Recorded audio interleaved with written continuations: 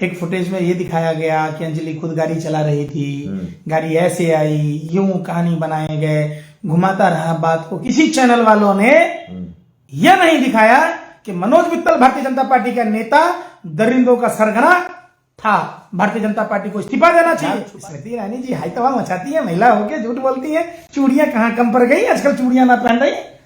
बोले हम बेचते हैं इनको, पूछे इन पर, कभी जाके गई है अंजलि के घर पर स्मृति ईरानी? क्या इनको बेशर्मों को, इनको इतना शर्म नहीं है?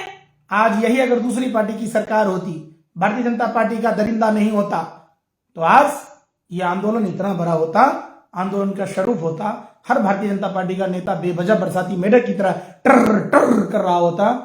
हमने सिर्फ खोरी गांव का मसला नहीं देखा, हमने बहुत सारे ऐसे जगह देखे दिल्ली में जहां उजाड़ दिए गए, और वहां भाजपा के नेता मनोज तिवारी भी जाते थे रिंकिया के पापा ही हौसली।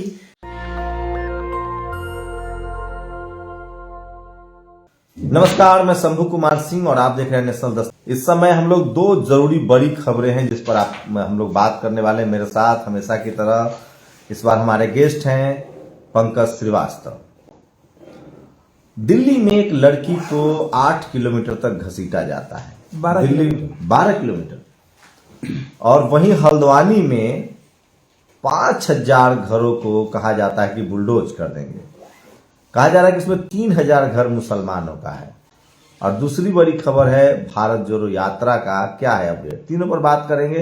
लेकिन सबसे पहले बात दिल्ली की। देखिए, अमित शाह की पुलिस थी, 5 आरोपियों को पकड़ लिया। आप लोग कहते हैं कि मोदी जी के राज में नियम कानून ठीक नहीं है। दिल थाम के बैठिए, पहले हाथ रख के।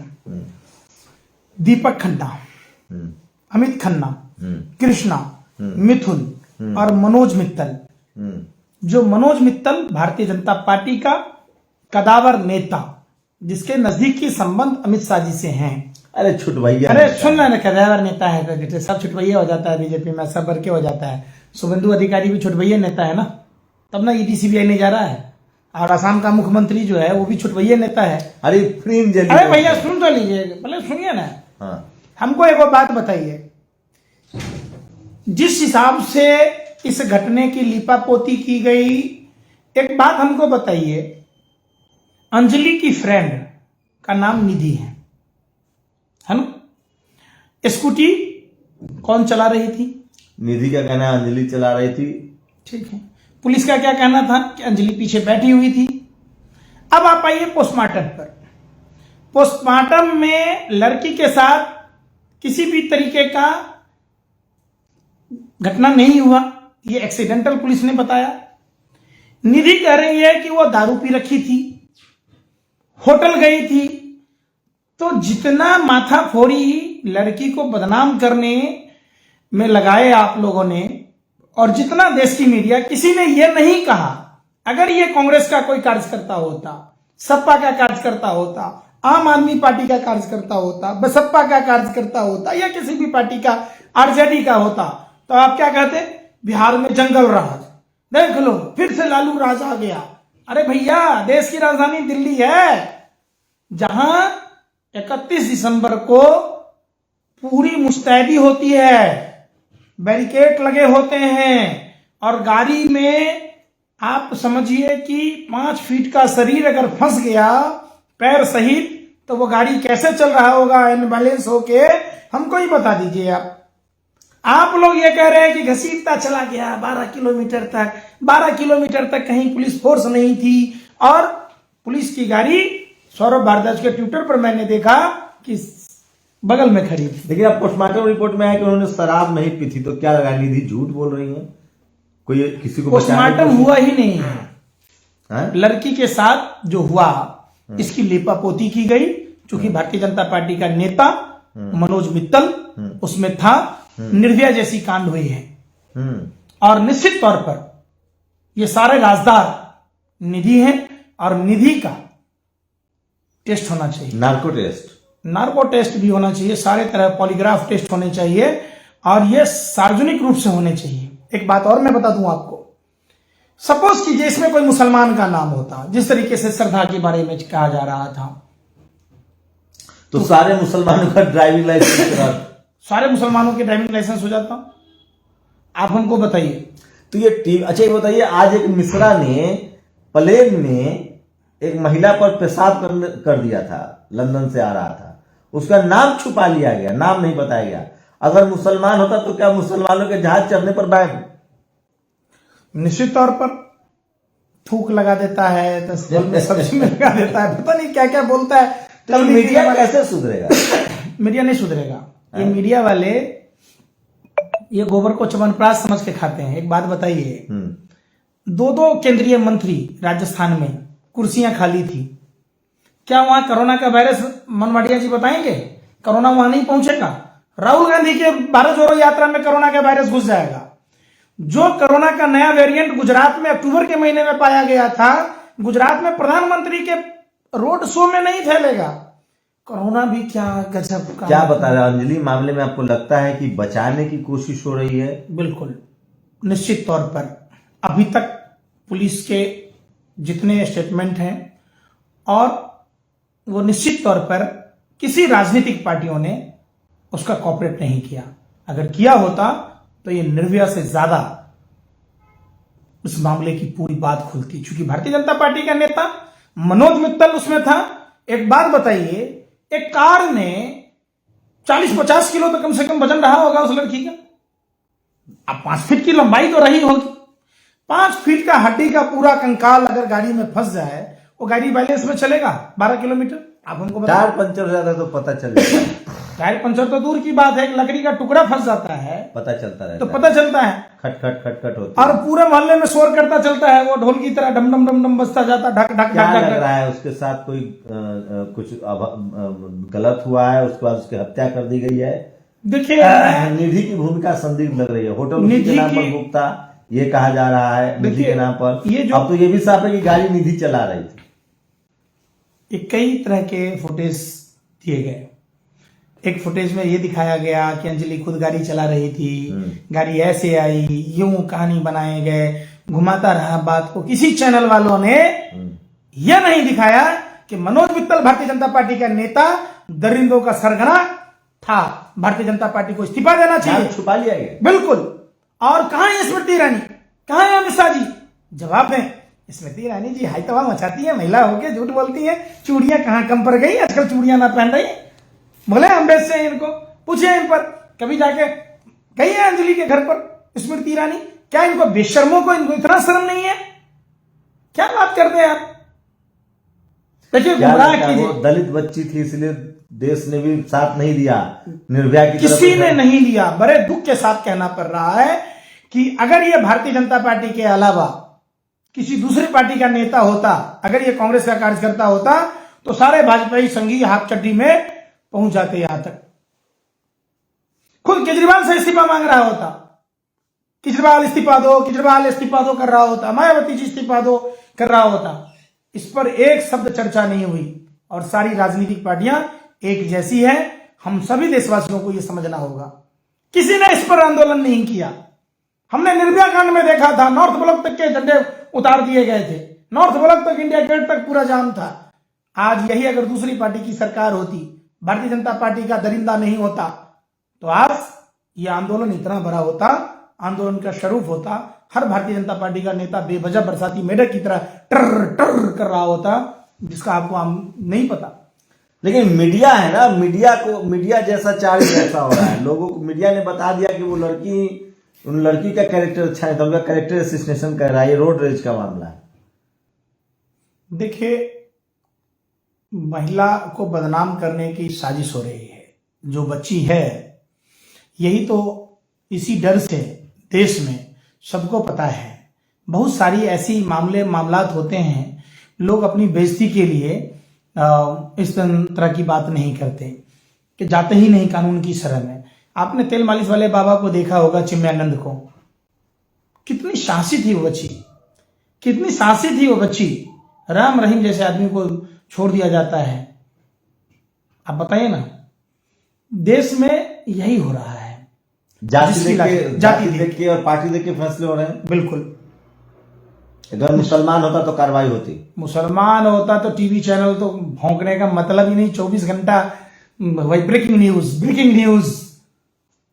और सारे मुसलमानों को कहते कि इनका ड्राइविंग लाइसेंस छीन लिया जाए। और जहाज में पेशाब करने वाला मुसलमान होता है की जगह, तो तब तो अभी तक तो बवाल हो गया होता, जैसे थूक वाला कांड आप सुने होंगे। तो क्या कहते हैं टीवी वाले कि सारे मुसलमानों का जहाज चढ़ना बंद कर दिया जाए। तो ये हल्द्वानी में क्या आपने देख क्या है, हल्द्वानी में क्या मामला? वैसे सुप्रीम कोर्ट ने तो रोक लगा दी है। देखिए, हल्द्वानी की कुछ बातें मैं आपसे बताऊं, जब आपने चर्चा की है तो ये पेपर पढ़िए आप।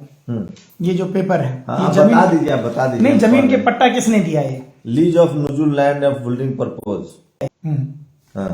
किसने दिया है? सरकार ने दिया ना। ये किसका है? कार्यालय अधीक्षक नगर निगम हल्द्वानी। ये जितने ये स्लिप देख रहे हैं आप, ये 1932 तक का स्लिप है हमारे पास। ये आप एक बात बताइए कि ये किसने लिए पैसे? वहाँ स्कूल किसने बनाया? पढ़ते रहिए आराम से, हम बताते हैं। अस्पताल बनाया। अस्पताल किसने बनाया? सरकार ने। क्या सरकार के लोगों को नहीं पता था? बिजली के ट्रांसफार्मर किसने लगाए? पानी के टंकी किसने बिछाए? सीवरेज किसने बनवाया? तो ये समझो, ये देखो कुछ गधे के बच्चे आ गए जो कमेंट कर रहे हैं, इनको क्या दिमाग में गुस्सा भरा है? ठीक है, गाली देना उनका काम है, वो लोग यही भाषा में बात करते तो उसकी भाषा होगी, वो घर में भी ऐसी बात करते। लेकिन मैं एक बात पूछता हूँ कि वहां 50 साल पुराना, देखिए सबसे बड़ा दुख क्या हुआ, मैं क्यों गया? मैं कुछ तथाकथित देश के आतंकवादी पत्रकार, नफरती, जो जमीन जिहाद का खबर चला रहे थे कई चैनलों पर, मैं कहा भाई वहां क्या मसला है? मैंने वहां देखा 50 साल पुराना दुर्गा मंदिर। मैं उन पत्रकार बेशर्मों से पूछना चाहता हूं, आतंकवादी पत्रकारों से, कि तुम एक बात बताओ कि वो दुर्गा मंदिर का क्या कोई जिहादी ने दुर्गा मंदिर बनाया था? मतलब 50 साल पुराना दुर्गा मंदिर, 70 साल पुराना शिव गोपाल मंदिर, जहां आरएसएस की मातृ संस्था सरस्वती शिशु मंदिर संचालित होता है। ये तो ज्यादा संख्या मुसलमानों की है ना भाई, 2-4 अपने ही बलि चढ़ जाए, क्या दिक्कत है? देखिए वहां 1.25 लाख की आबादी है, सरकारी आंकड़ा में 50,000 बताया जा रहा। वहां 29 एकड़ जमीन की बात हुई थी, अब 78 से 82 कर दिया है, 82 से 120 करने जा रही है, जो सूत्रों से पता चला। और मैं आपको बता दूं कि वहां जहां तक सवाल है, जिन लोगों की जमीनें छीनी जा रही है, वहां हिंदू और मुसलमान दोनों हैं। लेकिन सबसे बड़ा मसला क्या है कि हमें और आपको बांटकर ये सरकार ऐसे ही जमीनें छीन लेगी। हमने बचपन से देखा है, रेलवे की जो जमीनें होती हैं पत्थर के खूंटे करे होते हैं, 3 किलोमीटर के सराउंडिंग एरिया में वहां बहुत सारा ऐसा, गफूर कॉलोनी से लेके कौनपुरा पुलिस स्टेशन है, वहां तक के एरिया में मैंने लोगों से मिला, कम से कम वहां पर 5,000 लोगों से मिला होगा। मैं 2 दिन था वहां, 2 दिन लगातार लोगों से मैंने बारीकी से अध्ययन किया। चूंकि मैं, हमारे पास जब लोग फेसबुक से नंबर निकालते हैं या सोशल मीडिया से नंबर लेते हैं, तो मैं उन चीजों पर पहले रिसर्च करता हूं। सबसे बड़ी बात क्या है कि अगर ये लोग बीजेपी को वोट दिए होते तो कोई मसला नहीं होता।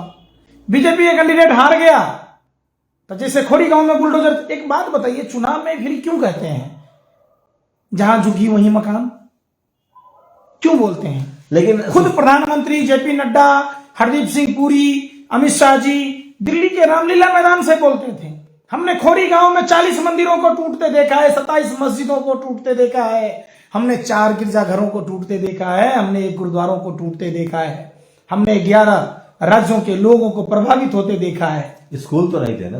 कहाँ नहीं था स्कूल? खोरी गांव में था। आज भी जमीनें जो बड़े बड़े कॉर्पोरेट, मंदिर बनवा दिया जाएगा बाद में, पहले चूड़ी टाइट करना जरूरी है ना। किसके? अरे वहां हिंदुओं की भी आबादी थे भाई, 40 मंदिर टूटा था।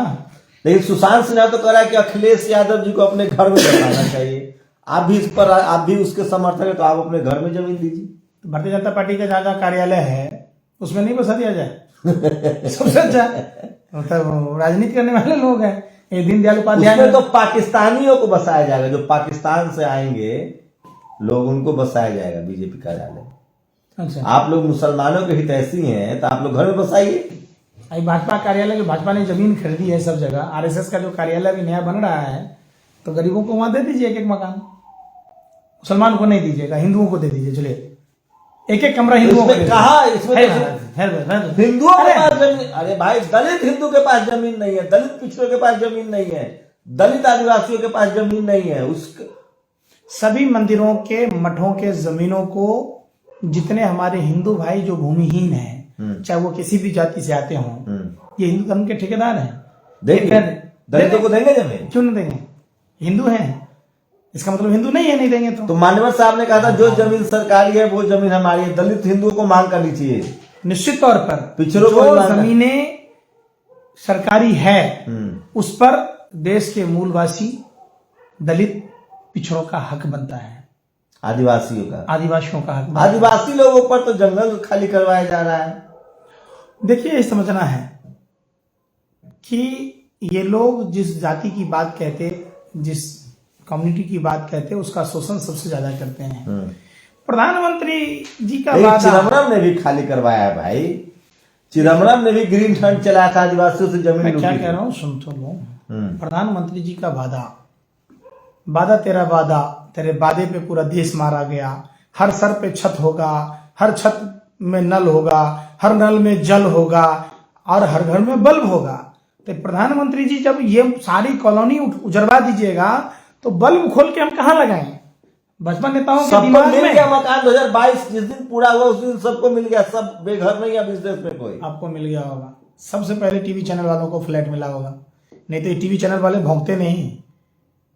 क्या होता है कि चोर का काम क्या होता है समझो, चोर जब चोरी करने जाता है तो कुत्तों को खाने के लिए कुछ रख देता है। तो भारतीय जनता पार्टी जब देश लूटती है तब पत्रकारों को कुछ न कुछ कुत्ता समझ के बोटी डाल देती है, पत्रकार चुप हो जाता है। सारा खेल यही है। पत्रकारों को ये पूछिए ना भाई कि देश की आजादी से पहले जिनके बाप दादा उस जमीन पर थे उनको क्यों उजाड़ा जा रहा है, पूछिए। क्या अजीब बात करते हैं आप लोग। मुसलमानों के हितैषी तो हैं लेकिन दलित पिछड़े आदिवासियों के हितैषी नहीं है। ये जितने सवर्ण पत्रकार रवीश कुमार, अजीत अंजुम हैं जो बेघर दलित हैं, उनकी जमीन के लिए तो आप लोग आंदोलन नहीं करते हैं। हमने तो लगभग सब आंदोलन किया। अभी गोरखपुर में हमारे पास अजय कुमार जी आए जो रविदास समाज से हैं, उनका मोची का दुकान था, उनकी दुकानें तोड़ दी गई, तो मैंने उनके लिए भी बहुत प्रयत्न किया। आप दिलवाइए ना, कोई हैं आपके नजर में तो उनसे बात कीजिए ना, गोरखपुर के डीएम से, कि जो अजय कुमार जी का जो मोची का दुकान करते थे उनकी दुकान तोड़ के पुलिस छावनी बना दी गई है, क्यों? उनका इंसाफ कर लें। भारतीय जनता पार्टी में तो बहुत सारे दलित नेता हैं, रामनाथ कोविंद जी आते हैं, कम से कम मिलने का भी टाइम नहीं देते हैं वो तो उनसे। आप कहते हैं मिलने का, देखिए क्या है कि हम लोग जाति धर्म के हिसाब से काम नहीं करते। हम तो एक ही बात कहते हैं कि हम लोगों को जाति तोड़ना होगा और धर्म को छोड़ना होगा, हमको इंसान बनना होगा। अगर हम देश में जब तक इंसान नहीं बनेंगे, जैसे एक लाठी तोड़ दीजिएगा, दो लाठी तोड़ दीजिएगा, लेकिन लाठी के गट्ठर होगा तो आप तोड़ नहीं पाइएगा। तो ये बातें हमें अपना जाति और धर्म को छोड़ना होगा, हमें इंसान बनना होगा, हमें भारतीय बनना होगा। जो बाबा साहब अम्बेडकर ने पहला संविधान में कहा है हम भारत के लोग, तो हमें भारत के लोग बनना होगा। सारा मसला यहीं पे फंसता है। जब तक हम इन नफरती लोगों के बहकावे में आएंगे हमारे साथ ऐसा ही होगा। हमने सिर्फ खोरी गांव का मसला नहीं देखा, हमने बहुत सारे ऐसे जगह देखे दिल्ली में जहां उजाड़ दिए गए, और वहां भाजपा के नेता मनोज तिवारी भी जाते थे। रिंकिया के पापा ही दिल्ली, रिंकिया के पापा जाके रूम रात बिताते थे, जो 5 रुपए के लिए छीछा लेकर किया था, 5 रुपए का अंडा के लिए। कहाँ अंडा के लिए? बिग बॉस में सारा दुनिया देखा था। अब भगवा का सबसे बड़ा अपमान वही किया है, बेबी दारू पी के ना चलू। तो क्या लग रहा है अभी तो फ्लॉप हो जाएगा शाहरुख खान की फिल्म? मीडिया लग गई है उस पर। क्या लग गई? भगवा पहन के डांस वाला फिल्म का बहिष्कार किया, इसीलिए तो फिल्म सुपरहिट करेगी। अच्छा एक बताइए, सारे पत्रकारों के साथ सारे नेता, विपक्ष के जो नेता हैं वो क्यों बात करते हैं जब मीडिया उनके इतने खिलाफ है? तो हाँ, मैं यही चीज कहना चाहता था पत्रकार हमारे सारे पॉलिटिकल पार्टियों को, कि आप अपने प्रवक्ताओं को अगर भेजना बंद कर दोगे, अगर असल बाइकाट अगर आपको करना है तो देश के इन आतंकवादी पत्रकारों को करना होगा। जब तक हम लोग न्यूज चैनल का बहिष्कार नहीं करेंगे हमारा भारत श्रेष्ठ भारत नहीं बनेगा। सारी फसाद की जड़ ये मीडिया है, जो मीडिया बार्गेनिंग करती है लोगों के साथ कि मैं आपके कैरेक्टर को डेवलप भी कर सकता हूं और समझ लीजिए, तो मीडिया का बाइकाट करना होगा। लोग मीडिया से डरते हैं कि मीडिया हमारा चरित्र खराब कर देगा, फर्जी खबर चला देगा। तो हम सभी को, पत्रकारों को बिल्कुल बेनकाब। अब वो दौर गया। एक खबर बता रहा हूं, उस समय राजस्थान में बहुजनों ने 24 घंटे में 700 ब्लू टिक खरीदा है। ट्विटर के पिछले सामंतवादी दौर में काम जान पहचान और जाति से होता था, एलन मस्क के समय पैसे से हो रहा है। आप समझ सकते हैं कि पूंजीवाद क्यों सामंतवाद से बेहतर है। पैसा में महान समतावादी ताकत है। सबको बधाई। बाजार आपसे आमतौर पर जाति नहीं पूछता, उस पैसे से मतलब है सामंतवादी सिस्टम जाति पूछता है। पूंजीवाद में समता लाने की ज्यादा ताकत है। तो बहुजन समाज के लोग तेजी से मीडिया पर जुड़ रहे हैं, उसका असर भी दिखने लगा है। तमाम चैनल अब SC ST OBC माइनॉरिटी के हक अधिकार की बात करने लगे। लेकिन मैं फिर कह रहा हूं, जो पत्रकार हिंदू मुस्लिम करते हैं वो पत्रकार आरक्षण की बात नहीं करते। इस देश के 90% जो मुस्लिम समाज के लोग हैं, चाहे वो सिख समाज के लोग हैं, वो OBC कैटेगरी में आते हैं, SC कैटेगरी में आते हैं, उनके हक अधिकार की बात करनी पड़ेगी। लेकिन जितने सवर्ण पत्रकार हैं, रिजर्वेशन का नाम सुनते ही उनके पेट में दर्द होने लगता है। लेकिन अब वो दौर गया। बहुजन समाज के लोग लगातार सोशल मीडिया पर आ रहे हैं, बात कर रहे हैं। और अंजलि के मामले में भी हो रहा है कि पत्रकारों से एक बात आप पूछिए कि एक माँ बाप के 4 बच्चे। देखिए, दिनेश शर्मा, सबसे कुत्ते तो तुम हो। इनकी भाषा, अच्छा, ये लोग गाली गलौज की ट्रेनिंग बचपन से लेते हैं या बड़े होके देते हैं? ये इनके परवरिश का नतीजा है। हाँ, ये सरक्षाप कुत्ते हैं। तो घर में भी मान लीजिए इनके ये पिताजी को कहते होंगे खिलौना ला दो, अब पिताजी खिलौना नहीं देता होगा तो गाली दे देते होंगे। तो पिताजी को माँ को खिलौना ही समझता है ये लोग। अगर इनके संस्कार, नहीं, मान लिया हमारी बातों से कोई सहमत है तो उसको गाली देंगे, मारेंगे। ये नाथूराम गोडसे की नाजायज औलादे हैं। हाँ, ये ऐसे ही बोलते हैं। इनमें अगर अपने माँ बाप का खून होता तो इस तरीके के कम से कम आदमी का व्यवहार, आदमी का परिचय है, ये समझना चाहिए। ये लोग आवारा कुत्तों से भी गए गुजरे हैं और इनकी बातें बताइए, ये जो गाली देते हैं, इनको जब गाली देना शुरू कर दिया जाए तो इनको कैसा महसूस होगा? ये तो आवारा कुत्ते हैं, तो फिर दूसरे को आवारा कुत्ता बनने की क्या जरूरत है? देखिए, कुत्ता हाथी के आगे भौंक नहीं सकता, क्योंकि हाथी सूर में लटक के पटक के मार देगा, और हाथी पीछे भौंकना बंद नहीं कर सकता। कुत्ते को यह जलन होती है कि हाथी के आगे लोग हाथ जोड़ के कैसे खड़े हैं, हाथी को लोग सम्मान क्यों दे रहे हैं। तो इनकी औकात ही यही है, ये सिर्फ गाली दे सकते हैं और ये रामायण में वर्णित है। ये देखिए, चिंता है तो ये अतिक्रमण करने वालों को अपने घर में जगह क्यों नहीं देते? चलिए, मैं मानता हूं कि सबको नहीं रख पाई। कल इनके पत्रकार को भी लोग गालियां दे रहे थे। परिवार को ले आइए। ये सुशांत सिन्हा कह रहा है कि अखिलेश यादव वैसे सब अपने घर में रखे। इनके सुशांत सिन्हा जैसे 2 कौड़ी के पत्रकारों को यह नहीं समझ में आता है कि जब इनके फूफा जान की सरकार थी, बीजेपी की सरकार कोई आज नहीं बनी है भाई, पुष्कर सिंह धामी की। इससे पहले निशंक साहब रहे हैं, इससे पहले कोश्यारी साहब रहे हैं, इससे पहले और भी सरकारें रही हैं। तो उस समय ये क्या मुजरा गा रहे थे? आप उनसे पूछिए। एक तिवारी जी कह रहे हैं कि जाति से ऊपर उठो। तिवारी जी, बिल्कुल हम लोग चाहते हैं कि जातिवाद खत्म हो जाए। आप बताइए कि इस देश में सबको बराबरी का हिस्सेदारी कब मिलेगा? देखिए, मीडिया को स्क्रिप्टेड कहानी दी गई कि आप इसको हिंदू मुस्लिम के एंगल से चलाओ, और ये टीवी में चलाना शुरू कर दिया। हम पूछते हैं, ठीक है, एक बात, मुसलमानों के साथ जो हो रहा है, आप इसको हिंदू मुसलमान जमीन जिहाद की बात कह रहे हैं, वहां जो हिंदू हैं तो उन हिंदुओं को क्या कहेंगे आप? वो लोग तो कहा कि हम कपड़ा तक दे देंगे, जो बीजेपी की सरकार जो भी कर रही है वो हम उसके साथ हैं, सवर्ण हिंदू बीजेपी के साथ है। देखिए ये सब तो अच्छा, वहां जो, अच्छा चलिए, वो मैं सवाल भूल गया, जो वहां हिंदू थे वो दलित हिंदू है, पिछड़ा हिंदू है, आदिवासी हिंदू है, किसान हिंदू है, जाट गुर्जर पटेल मराठा कुर्मी कोयरी, कौन हिंदू है? या ठाकुर ब्राह्मण हिंदू है? वो सारे हिंदू हैं। सवर्ण हिंदू है? नहीं, उसमें दलित हिंदू भी हैं, पिछड़े हिंदू भी हैं, सवर्ण हिंदू भी हैं, और बात उसका नहीं है तो इंसान, समझिए। तो इंसान की बात होनी चाहिए। और मैं उन लोगों से मिलकर आया, उनकी संवेदनाओं को, वो कह रहे थे कि मैंने, अब हमारे पिताजी ने पेट काट कर जमा करके रखा था और मैंने भी कुछ घर के गहने जेवर बेचकर जमीनें खरीदी हैं। तो ये निश्चित तौर पर वहाँ जो ये चीज चल रहा है उसका हम सबको विरोध करना चाहिए। वो रेल की जमीन नहीं है, समझ लीजिए, क्लियर सा कंसेप्ट है। एक्चुअली जमीन जो है अब अरबों खरबों रुपए की जमीन है। अच्छा, वहाँ एक का मामला है, ये दूसरा मामला है। ये रेल के नाम पर, और वहाँ खुद उत्तराखंड की सरकार ने, पिछली सरकार ने वो जमीन पर हलफनामा दायर किया था, तो रेलवे ने अपना पेपर नहीं जमा कर पाया। एक्चुअली क्या प्रॉब्लम क्या है कि वहां जो मुस्लिम कम्युनिटी हैं, जो पिछड़े कम्युनिटी के लोग हैं, उनमें शिक्षा का अभाव है और उनमें जज नहीं है, उनमें वकील नहीं है। तो ये जो सरकार, जो उद्योगपतियों की सरकार है, पूंजीपतियों की सरकार है, ये जमीन आपस में। एक और अनिल कुमारी तिवारी है, कह रहा तुम दोनों ही हरामखोर हो। एक पहले वीडियो दिखाते हैं, ये देखिए, इसका नाम था सुरेश शास्त्री। ये जातिवादी टिप्पणी कर रहा था चंद्रशेखर रावत पर, अब माफी मांग रहा है। एक बार सुन लीजिए। सबको भेद नहीं करना है, ये जाजम हाजम बंद करो, छुआछूत बंद करो, सबको एक जाजम पे बिठाओ। एक गांव में मंदिर होना चाहिए, एक बनगट होना चाहिए, एक शमशान होना चाहिए।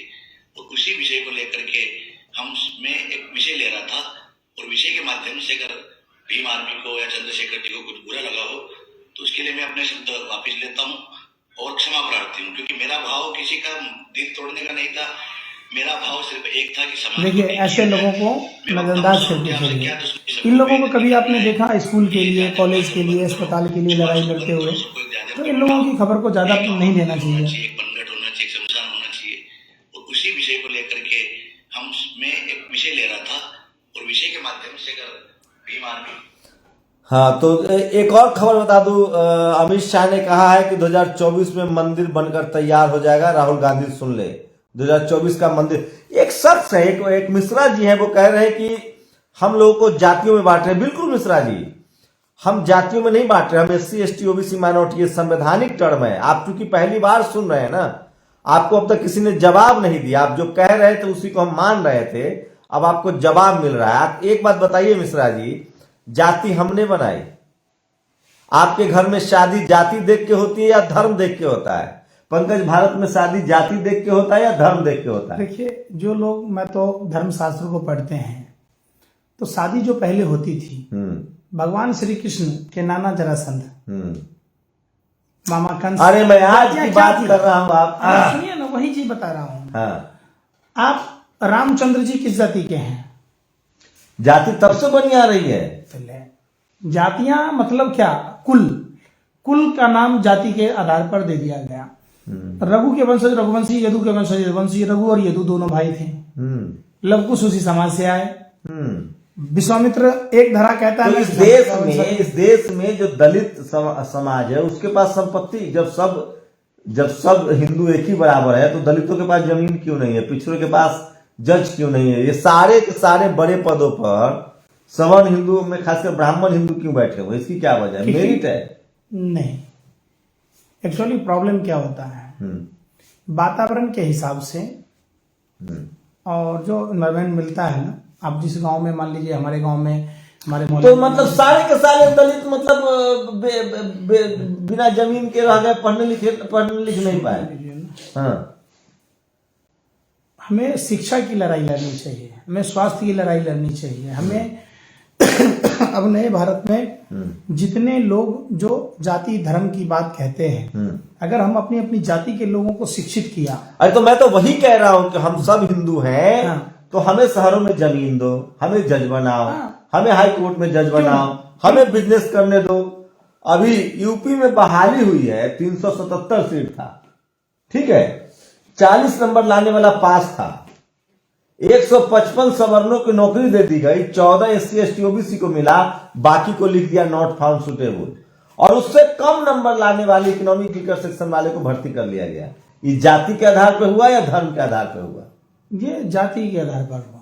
तो इस देश में नौकरी चाहिए जाति के आधार पर, आप शोषण कर रहे हैं जाति के आधार पर। हमें खाली वोट के लिए हिंदू हिंदू हिंदू। हाँ, यही चीज समझना हो कि मैं वहां जब हिंदू परिवारों से मिला तो बोले, मैंने उनसे पूछा कि कम से कम हम लोग तो हिंदू हैं, हमारे तो नेता आए होंगे।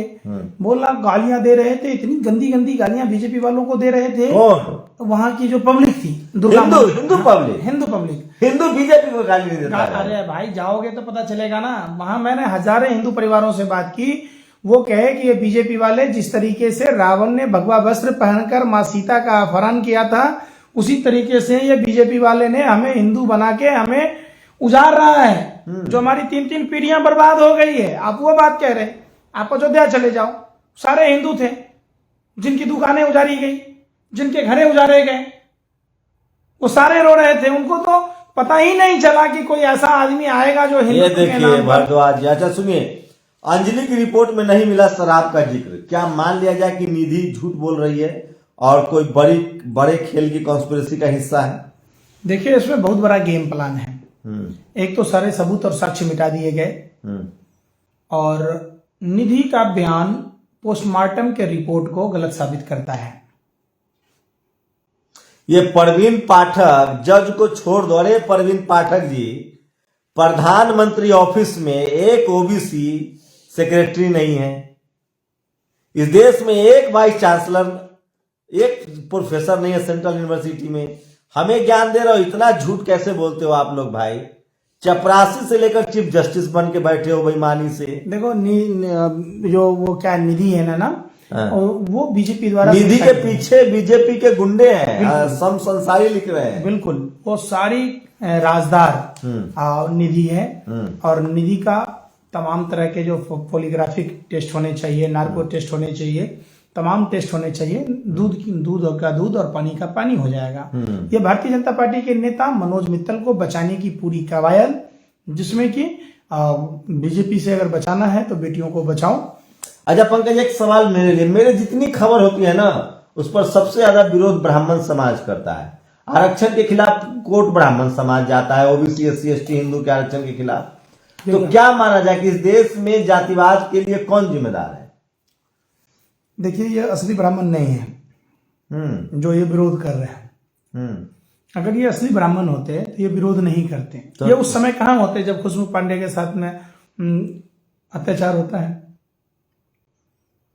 आप बताइए कहाँ होते हैं? ये अपने जाति के भी सगे नहीं है।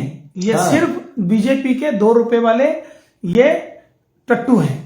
इनका काम ही यही है। इनको पूछिए घर में अपने बच्चों को स्कूल छोड़ना है तो इनके पास टाइम नहीं है, लेकिन ये फेसबुकिया बने हुए हैं। उनको ट्वीट करने का, फेसबुक पर ये करने का 1 रुपया 2 रुपया मिलता है। ये बेरोजगार और भी हो जाएंगे कुछ दिनों में। तो इनकी बातों का इतनी तवज्जो मत लीजिए और देश और समाज को जाति और धर्म से, भाषा प्रांत से ऊपर उठकर एक होना होगा। नहीं, मैं समझ रहा हूं, मैं पत्रकारिता बंद कर दूंगा जिस दिन हमारे देश का एससी एसटी ओबीसी और माइनॉरिटी मेरे खिलाफ मुझे बोल दे कि आप गलत बोल रहे हैं। देश की 90% आबादी अगर बोले कि मैं गलत बोल रहा हूं तो मैं पत्रकारिता छोड़ने के लिए तैयार हूं। देखिए, बताइए आप, खाली सिर्फ ब्राह्मण समाज के कहने से तो मैं काम नहीं छोड़ूंगा। इसका मतलब जब 100 में 90 कह रहा है कि मैं सही बोल रहा हूं, इसका मतलब मैं सही हूं। आगे पढ़िए। हरीश भारद्वाज, चंद्रशेखर रावण जिंदाबाद। क्या है? सपोर्टर भी है, देख रहे हैं? हाँ सही है भाई साहब। ये बताइए, आरक्षण मतलब अकर्मण्य निकम्मों की फौज बनाकर, बताइए साहब। ये तो 10% आरक्षण भी मिल गया है, सुदामा कोटा भी, उसको क्या कहोगे?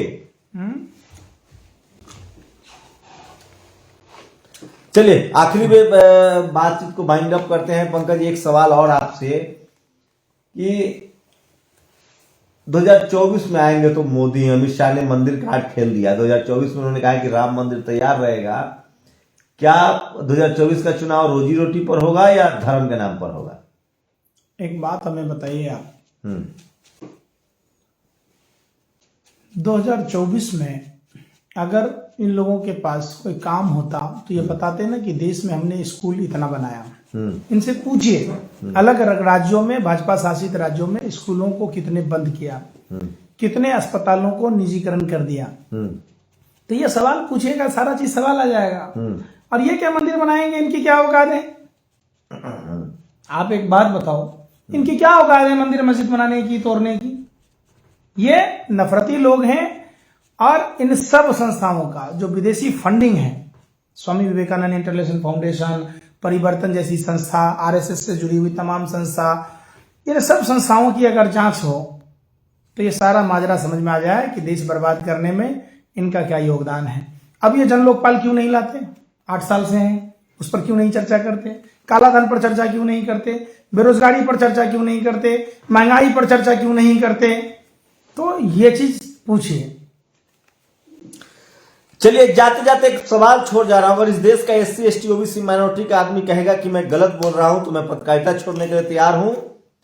बाकी मैं जातिवादियों के बात से डरता नहीं हूं, न मैं उनकी परवाह करता हूं। मुझे पता है ये कलम कसाई हैं, इन्होंने साहित्य अपने लिए लिखा, इन्होंने ग्रंथ अपने लिए लिखा, इन्होंने जातियां बनाई, इन्होंने अपने आप को सबसे ऊपर रखा और सारी मलाई खाई और इस देश को इन्होंने जातियों में बांट दिया।